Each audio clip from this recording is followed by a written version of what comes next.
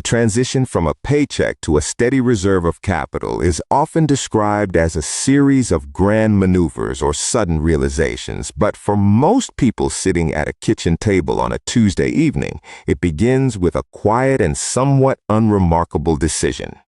It starts with the recognition that while $100 does not feel like a life-changing sum in the context of rising rent, or the cost of a full tank of gasoline, it represents a specific kind of boundary. When someone decides to set aside that amount every month, they are usually not thinking about becoming a mogul or retiring to a private island. They are simply trying to create a bit of distance between themselves and the immediate pressures of their checking account. There is a specific kind of silence that comes with looking at a bank balance and realizing that for the first time in a long time, the number has not moved backward. It is a small private victory that happens in the quiet moments of life across the country, from apartment complexes in the Midwest to suburban homes in the South, where individuals decide to test the idea that consistency might eventually outweigh the intensity of their daily labor.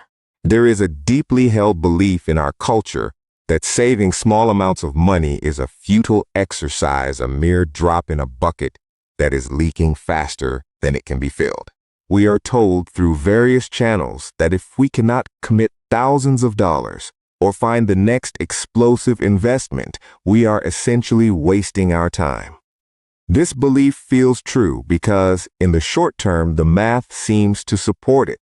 When you look at your balance after 3 months and see $300, it is hard to feel like a victor when your car needs a new set of tires that cost $600. This perception is emotionally sticky because it justifies the urge to spend. Rather than save, if the effort feels meaningless, then the sacrifice feels unnecessary. However, this logic fails to account for the way structural stability is built. The belief that small savings are pointless is an illusion born of desire for immediate gratification and a misunderstanding of how time affects money's weight. By dismantling this idea, we can see that the $100 is not just a numerical value, but a structural component of a larger foundation that changes how a person interacts with the world around them every single day. The reality of money is that it is governed by structure and order.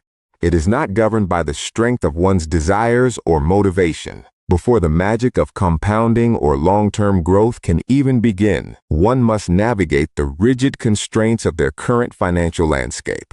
For many, the first and most significant hurdle is high-interest debt, or the reality of fixed living costs that leave little room for error. It is a fundamental truth that attempting to build a savings reserve while carrying a high-interest credit card balance is like trying to fill a container with a hole in the bottom. The order of operations matters more than the amount of effort. If someone has a debt with an interest rate of 20%, that debt is growing faster than any standard savings vehicle could ever hope to match. In this stage, the $100 is better utilized as a tool for repair rather than growth. Understanding this trade-off is essential because it removes the moral weight from the process. You are not a failure if your savings are not growing, yet you are simply operating within a specific sequence of financial necessity. When we look at the actual numbers over a 10-year horizon, the picture becomes much clearer.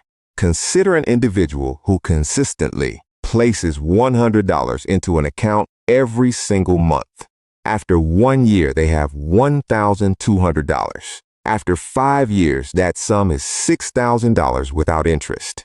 By the 10-year mark, the principal alone is $12,000. While $12,000 may not allow someone to quit their job, it represents a profound shift in their debt reality and their overall resilience against financial shocks. In many parts of the United States, $12,000 is significant. It represents 6 full months of essential living expenses for many. It's the difference between a job loss being a total catastrophe and it being a calm, manageable transition to something new. This numerical anchoring shows money's value is found in security. It's about the peace of mind rather than the luxuries provided. It is a concrete buffer against the unpredictability of life. It demonstrates that time is the most powerful multiplier available. This works for everyone, provided they maintain the discipline of sequence. To understand why this $12,000 matters, we have to look at the second-order effects of having liquid capital. When a person has $0 savings, every minor inconvenience is an emergency. A broken water heater or a dental cavity becomes a high-interest loan or a missed utility payment. This creates a cycle of reactive decision-making where the individual is always paying a premium for their lack of liquidity. By the time that $100 a month has grown into $5,000 or $10,000, the individual has purchased the ability to be proactive. They can pay for the car repair in cash, avoiding interest and debt. They can wait for a better job opportunity instead of acting out of desperation. The money itself is inert, but the psychological shift it provides is transformative. It changes the posture of the individual from defense to one of quiet preparation. The effectiveness of saving $100 a month depends heavily on life stage. It also depends on a person's current income level and financial situation. For someone earning $30,000 a year, that 100 is a sacrifice. It requires a high degree of intentionality and a rejection of certain comforts. For someone earning $100,000, it is a negligible amount. It might even happen almost by accident without any real planning. It is important to normalize the idea that for many people the strategy of saving does not work effectively yet because their income ceiling is too low or their fixed costs are too high. In these instances, the focus is not on the savings rate, but on the structural adjustment of their circumstances. Usefulness is determined by stage, not by intelligence or willpower. As a person moves through different phases of their career, the role of that $100 shifts from a defensive shield to an offensive tool for building long-term wealth. Progress is measured by the sequence of milestones achieved, such as reaching a full month of expenses or paying off a predatory loan, rather than the speed at which the total balance grows. If we imagine a scenario where the $100 is placed into a simple low-cost index fund reflecting the broader economy, the numbers shift again. Over 10 years, the historical average might turn that $12,000 of contributions into $18,000 or $20,000, depending on the timing of market cycles. However, focusing too much on the investment return often distracts from the primary goal of the first decade, which is the establishment of the habit and the accumulation of the base capital. The growth is a secondary benefit to the primary objective of saving. It's about becoming a person who consistently lives below their means. Many people stop saving because the market has a down year. They feel their effort was wasted, but this is a misunderstanding. The objective in this 10-year window is the total principal. This sum provides the foundation for all future financial choices. Whether the market is up or down, your $12,000 remains. It provides the same level of protection against your monthly bills. In practice, people do not always save perfectly. The human experience is full of interruptions, emergencies, and moments of fatigue where the discipline of saving $100 feels like an impossible burden. Real life involves the car breaking down in the 7th year or a medical bill appearing in the 3rd. Behavioral patterns show that those who are successful in the long run are not the ones who never touch their savings, but the ones who return to the habit as soon as the crisis has passed. People often behave in ways that seem irrational to a spreadsheet, but make perfect sense under the pressure of survival. They might dip into their funds to help a family member or to cover a gap in employment, reflecting the money's utility. This is not a sign of failure, but a realization of value. The goal of saving is to provide options when life becomes difficult. Using money for stability is a realization of its true value. even if it resets the numerical progress for a short time. The psychological burden of the 10-year timeline is often the hardest part to manage. We live in a world that prizes the immediate and the visible. Saving $100 a month is invisible work. No one sees the $1,200 you did not spend at the end of the year. There is no social reward for the $5,000 sitting in a high-yield savings account. In fact, the world often punishes this behavior by presenting endless opportunities to spend that money on things that provide immediate social signaling. The difficulty lies in valuing the internal feeling of security more than the external feeling of status. Over a decade, this requires a fundamental shift in how one defines success. It moves away from what you can buy and toward what you can withstand for the long term. It is a slow, quiet burn that eventually produces a very bright light, but for the first several years, it just feels like sitting in the dark, waiting for something to happen. Consider the counterfactual, where an individual spends that $100 every month. They spend it on various small conveniences or monthly digital subscriptions. At the end of 10 years, they have nothing to show. That $12,000 is gone, replaced by items depreciated to zero. Or perhaps they only have memories of meals that are long forgotten. They remain in the same state of vulnerability as a decade prior. They are still just one paycheck away from a major financial crisis. They remain subject to the whims of their employer or the economy. The trade-off is not between having $100 and having nothing. It is between having $12,000 of future agency and having zero. When viewed through this lens, the sacrifice of the $100 is no loss. It is not a loss of fun, but a purchase of future freedom. The weight of that freedom becomes more apparent as one gets older, and the ability to work harder or longer begins to diminish. As the years progress, the compounding effect is not just financial, but behavioral. The person who has saved for 5 years has developed a different set of instincts than the person who has not. They are more likely to look at a large purchase and calculate it in terms of the months of savings it would cost. They are more likely to negotiate a better rate on their insurance or look for ways to increase their income because they have seen the tangible results of their own agency. The money acts as a catalyst for a broader change in identity.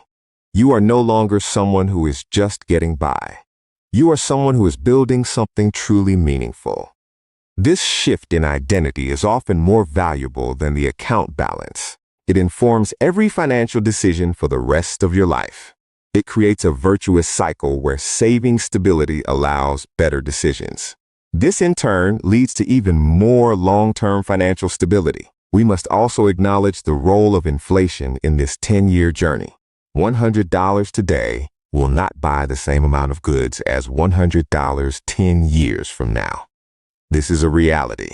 This structural reality of our monetary system can feel quite discouraging. However, even if the purchasing power of that $12,000 is reduced by 20 or 30% over a decade, it is still $12,000 more than having zero. The presence of inflation does not invalidate the need for savings. It actually increases the urgency of it. We must act now. To survive in an inflationary environment, one must have assets for productive investments. You cannot invest what you have not saved, nor save what you spent. The $100 is the entry fee into the world of asset ownership. Without it, you are stuck on the treadmill of trading time for currency. This currency is constantly losing its value in the current economic climate. With it, you have the option to pivot into better investment vehicles. These vehicles can eventually outpace the rapidly rising costs of living. For the middle-income earner in America, the $100 mark is a realistic and sustainable starting point for building true wealth. It does not require a total overhaul of your current lifestyle or moving to a new city, but it requires a consistent choice. It is the choice to value your future self as much as you value your current self and your immediate needs today. It is the choice to admit that the world is unpredictable and that you are the only person responsible for your safety net. This is not a message of optimism or a promise of wealth, but a sobering reminder of how the world actually functions today. Money moves from the hands of the impatient to the hands of the patient. It moves from those who view it as a tool for consumption to those who view it as a tool for structure. Over 10 years, this movement is slow and nearly imperceptible. But the destination is a place of clarity and calm that cannot be reached any other way. The structure of a life is built in the small gaps between decisions. When you choose to leave that $100 alone, you are choosing to build a wall between yourself and the chaos of the world. Each month is another brick. For the first few years, the wall is low, and anyone can step over it. But by year 5 and year 8 and year 10, the wall is high enough to provide actual shelter. You can sit behind it and breathe. You can look at the horizon and make plans that span years instead of weeks. This is the real magic of the money, not the interest rate or the investment return, but the psychological room to think. It is the ability to say no to a bad situation and yes to a better one. It is the quiet power of having done the work when no one was watching and when it didn't feel like it mattered. In the final assessment, the act of saving $100 a month for a decade is an exercise in human endurance. It is a rejection of the noise and the hype of the modern financial world in favor of a boring, reliable truth. It is the recognition that while you may not be able to control the global economy or the housing market, you can control the $100 that leaves your hands every 4 weeks. By focusing on that single point of control, you eventually create a reality that is fundamentally different from the one you originally started in. You move from a position of uncertainty to a position of strength. This transition is not loud or dramatic, but it is permanent. It is the result of 1,000 small choices that finally add up to a significant life. The true meaning of saving $100 every month for 10 years is the gradual construction of a personal safety net that transforms a life of constant financial urgency into one of measured and lasting structural stability.